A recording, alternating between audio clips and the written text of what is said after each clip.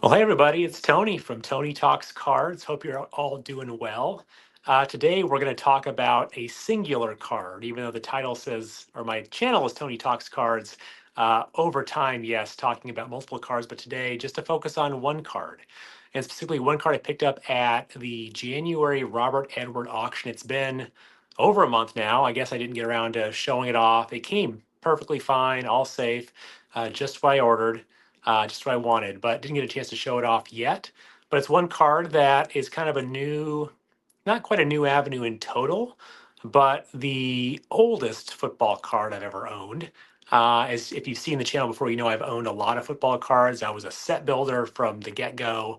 My sweet spot's been the 1980s, tops and all types of football cards there, junk wax and pre-junk wax, but also built a bunch of sets from the 50s, 60s, and 70s. This card's from even before that in the early 50s. And didn't really plan to pick it up, but I had it on the watch list with the auction.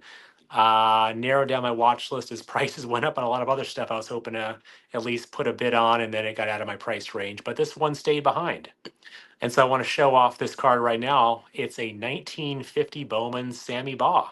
And Sammy Baugh, if you know about him, one of the early class of Hall of Famers, played from the late 30s to the early 50s. Hall of Famer, of course, played entirely with Washington. And I want to give you a little show of the card. I'll turn the camera around, talk about some of Sammy's stats, interesting things I found in doing more research about him, and show the card off, of course. So bear with me. I'll flip the camera around and we'll show the card. Be back in 1 second. Hey, everybody, welcome back. This is the back side of the camera. And so, like I said, let's get into it. Let's show off a card. This is the 1950 Sammy Baugh, 50 Bowman Sammy Baugh I picked up at the REA auction. You can see it's a SGC 4.5, and I really like, I wish there was a name on the front, maybe the team name, but man, that picture looks like a painting. You've got the maroon leather helmet, chin strap, no face mask, the maroon jersey, the bright orange 33 there, the nice white borders around this. Of course, it's not perfectly centered, but again, it's also a 75-year-old card, and a 4.5, that's my type of price range right there. So looking at the back, you've got all the basic statistics. He was in his 14th year at that point. He did win 6 passing titles, as it refers to here. And cool, it says he holds about every NFL record. At that time, again, passing wasn't a big deal back in that time, so makes sense he did win many awards for that. And look at this, he refused the St. Louis Cardinals baseball contract to be a football player, and also competes in rodeos in the off season. So pretty interesting fact right there about Mr. Sammy Baugh, card number 100 in this set. Like I said, I've owned some older Bowman football, but this is the oldest card I've ever owned. It wasn't the one I sought out to probably want to win, or what I thought I would have won at the auction, but a lot of the baseball cards I was bidding on or watching got pretty, at least for me, out of hand on Saturday and Sunday. So this was cool to pick up Sammy Baugh Pro Football Hall of Fame card here. His last card is a 1952 Bowman. His rookie card, I think, is 1948. So again, there weren't many cards, if any, really produced from 37 to 48 in terms of football. And he does also appear in the 1955 All-American set, which was produced to highlight more, I guess, focused on collegiate stars, but also pro football players who had great collegiate careers as well. And he is shown in the 1955 All-American set with TCU. So his last card, I suppose, but not a last playing days card. That would be the 1952 Bowman card. So a few interesting things about Sammy I was looking at. And again, I, being a real big pro football history buff, knew some of these, but didn't really know all of them. So like I said, just to recap, he played 16 seasons from 37 to 52. He really was, as it said in the back of the card, let's go back to that again, about leading the league in almost every passing category, having a ton of records. Prior to him joining the league, and even probably early days of the league, it was more of a running league.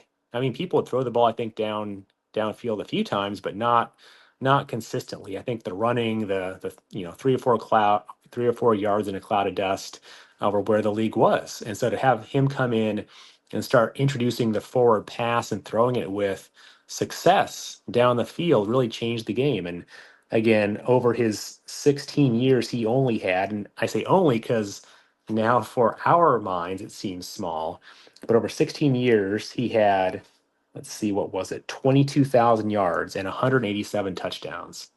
Back then, that was a lot of yards and a lot of touchdowns, but nowadays, some guys, in pass heavy offenses, you may get 187 touchdowns in your first 4 or 5 years and 22,000 yards in your first 4 or 5 years. We do, 4 or 5 thousand yards a year. So very different time in the 1930s and 40s versus today in the 2025, 2024. So up a couple other things about him too. He led the NFL in punting for 4 straight years from 1940 to 1943. And he also had 31 defensive interceptions. He played on defense during his time with Washington. He was a punter, he was a passer, he was also a tailback. I think he began his career as a tailback and then moved into more of a quarterback passer 4 or 5 years into his time in the NFL. He was one of the first, he was part of the first professional football Hall of Fame class of nominees in 1963. He was enshrined into Canton with guys like Red Grange, George Halas, Bronco Nagurski, and Jim Thorpe, among many others. Like I said, his last playing days card was 1952. Very beautiful card as well. And 55 shows him, I think, in the uniform of the TCU Horned Frogs, but can't quite tell because of some of the color on the card too. But again, a multifaceted, multi-talented player. Um, Again, nowadays you don't see very many guys, if any at all, right, playing offense and defense and punting for that matter. But he did that. I'm guessing guys today probably could punt the ball at least 50 yards. Some of the really highly skilled quarterbacks and even receivers, and some of those guys could probably play defense as well, I'm sure. But again, given the salaries they're paid and the specialization, not a lot of need or desire to both punt, pass, and intercept nowadays. But back then, guys played on defense and offense, and so a different league there too. So anyway, that's my pickup. Had fun researching more about him, looking at the card, the bright colors, seeing the cool facts on the back about maybe being a baseball player and could have been with the Cardinals, and also enjoying his rodeos in Texas in the off season. So hopefully you enjoyed the video. Thanks for sticking with it. Appreciate the likes and subscribes, and I will come back and talk to you later. Thanks.